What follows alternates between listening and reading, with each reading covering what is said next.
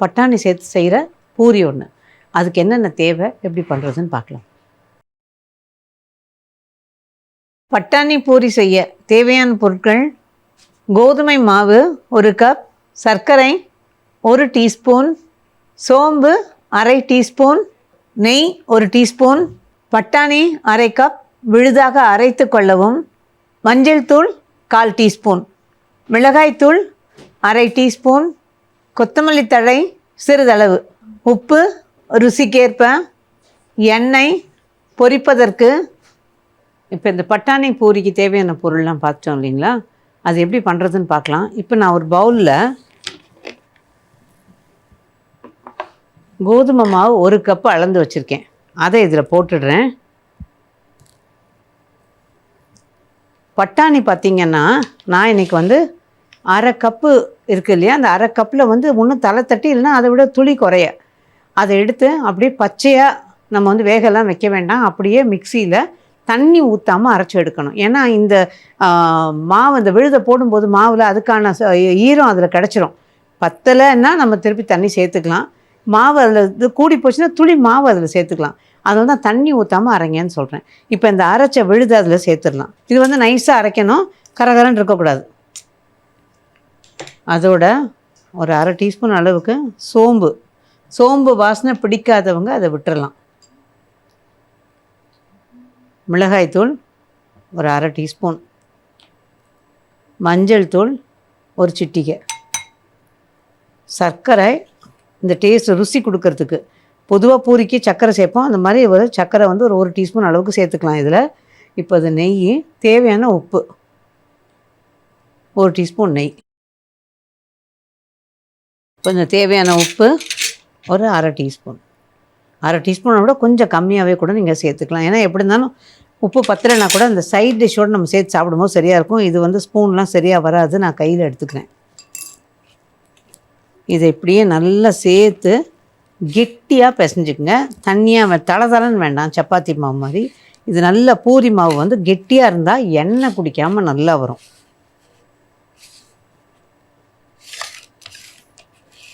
இப்போ பாருங்கள், இதில் நம்ம போட்டிருக்க விழுதோட ஈரச்சத்து பத்தலை, அதனால் நம்ம வந்து கொஞ்சமாக தண்ணி தெளிச்சுக்க போகிறோம். கொஞ்சமாக தெளிச்சுக்கோங்க.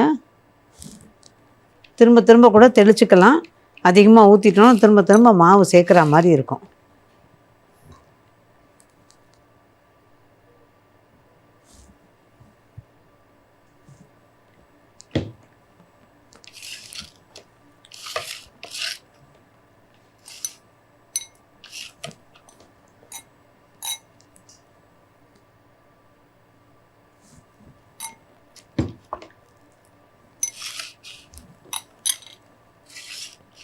இப்போ நல்லா தண்ணி போதும், நல்லா அழுத்தி பிசைஞ்சிக்கணும். இப்போ இந்த மாவு பிசைஞ்சாச்சு. இந்த மாவு பிசைஞ்சிருக்கிறதோட அழுத்தம் பார்த்திங்கன்னா தெரியும். நான் இப்படி டைட்டாக பிசைஞ்சிருக்கேன். அப்போ பூரி எண்ணெய் குடிக்காமல் உங்களுக்கு வரும். இதில் மேலே கொஞ்சமாக எண்ணெயை தடவி வைங்க. ஏன்னா காயாமல் இருக்கணும், நம்ம திரட்டி போடுற வரைக்கும் கொஞ்சம் காயாமல் இருக்கணும்.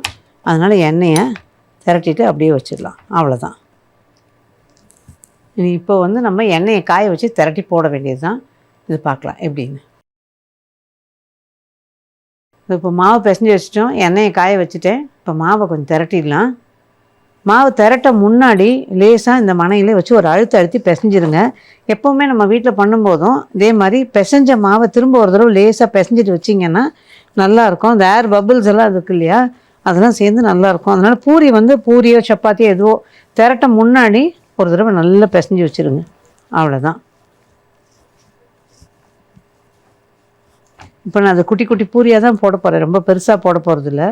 பொதுவாக 1 கப்பு மாவு எடுத்துக்கிட்டோன்னா 8 puri normal size, hotel puri மாதிரி வந்தால். அதே வந்து நம்ம வீட்டில் போடுற சைஸாக இருந்தது கொஞ்சம் சின்னதாக போட்டோன்னா 10 பூரி வரும். சப்பாத்தியாக இருந்தாலும் உங்களுக்கு 7லேருந்து 8 chapati, normal size chapati 1 cup மாவுக்கு. இது பொதுவாக கணக்கு வச்சுக்கிட்டு தான் நம்ம வந்து மாவு பிசைவோம் சாதாரணமாக. இப்போ மாவை தொட்டுக்கிட்டு திரட்டிடுவோம்.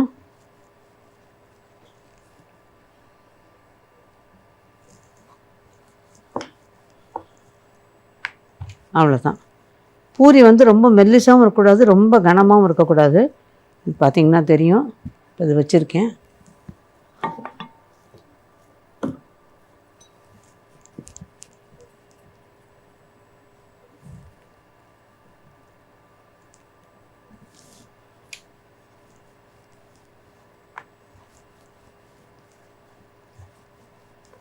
சப்பாத்தி மாவை நம்ம தளதளன்னு பிசைஞ்சிக்கிறோம் இல்லையா, அது ஓரம் இந்த மாதிரி அது வெடித்து காட்டாது.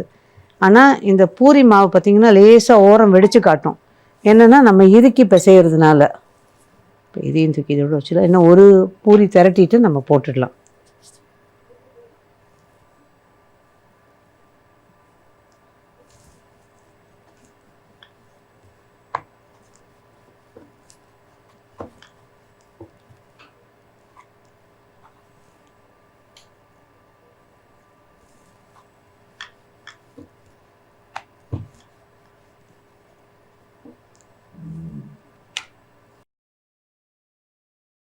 இப்போ எண்ணெயை காய வச்சுட்டோம், பூரியை திரட்டி வச்சுட்டேன். ஒரு சின்ன வில்லலை எடுத்து போட்டு பாருங்கள். இது மேலே எழும்பி உடனே வருது பாருங்கள். இந்த மாதிரி வர ஸ்டேஜில் நம்ம இதை போடணும். இது வந்து எண்ணெய் காய்ச்சல் நல்லா இருந்தால் தான் பூரியும் நல்லாயிருக்கும், வடையும் நல்லாயிருக்கும். ஆனால் அதுக்குன்னு ஓவராகவும் காயக்கூடாது. ஸோ நல்லா காஞ்சிருக்கணும். எண்ணெயை தூவி தூவி விடுங்க.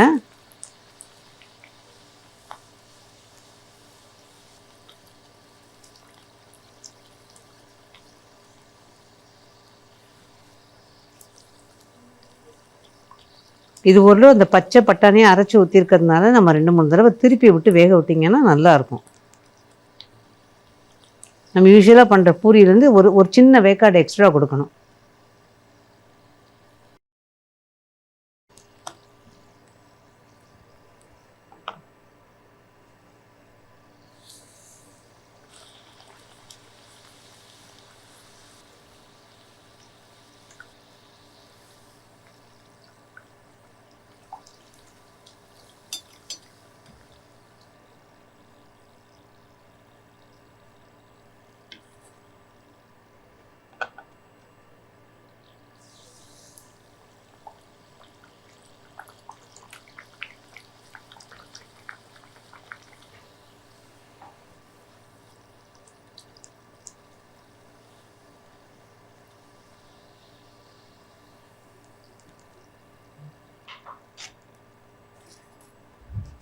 நாலு பூரி பொரிச்சிட்டேன். 5ஆவது பூரி பொரிக்கும் போது தான் அந்த தோணுச்சு.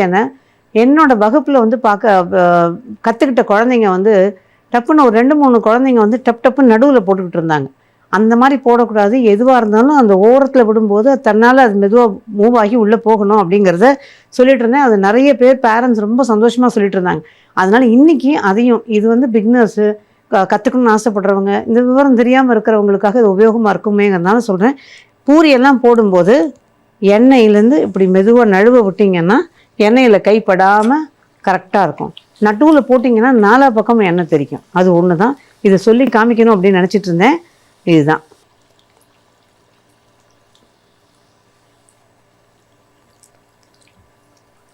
இது வடையிலேருந்து எல்லாத்துக்குமே இதே மாதிரி பண்ணிங்கன்னா கரெக்டாக இருக்கும்.